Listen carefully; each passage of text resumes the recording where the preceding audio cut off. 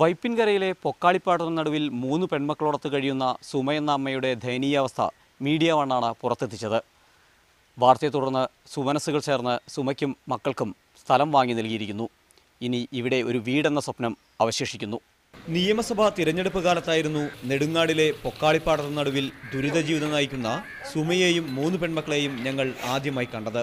വലവലിച്ച് മീൻ പിടിച്ചു കഴിയുന്ന ആ കുടുംബം വെള്ളം നിറഞ്ഞ പാടത്ത് ഷീറ്റ് വലിച്ചു കെട്ടിയ കൂരയിലായിരുന്നു കഴിഞ്ഞിരുന്നത്.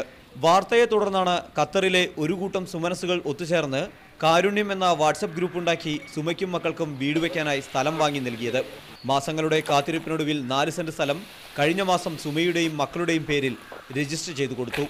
വെള്ളത്തിൽ നിന്ന് കരകയറി കൊച്ചുങ്ങളെ ഇട്ടുകൊണ്ട് കരപ്പേ കിടക്കാനുള്ള ഒരു സാഹചര്യം നിങ്ങൾ ഒപ്പിച്ച് തന്നു. വളരെ സന്തോഷമുണ്ട് അതിനകത്ത്. വീട് വയ്ക്കാനായി പഞ്ചായത്തിൽ അപേക്ഷ നൽകിയിട്ടുണ്ട്. പൊക്കാളിപ്പാടത്തെ അരക്ഷിത ജീവിതത്തിൽ നിന്ന് സുരക്ഷിതമായ ഒരു കരയിലേക്ക് മാറാനാകുന്നുവെന്നതിന്റെ സന്തോഷത്തിലാണ് ഇന്നീ കുടുംബം. അത്തം പൂത്തിറങ്ങി താരാഞ്ഞഴിപ്പൂ വിരിഞ്ഞേ ചിത്തിരക്കതിരു കണ്ടേ താരാ ചന്ദിരം പൊക്കും പോലെ. ക്യാമറമാൻ അഫ്സൽ രാജിനൊപ്പം സനൂപ് ശശിധരൻ, മീഡിയ 1, കൊച്ചി.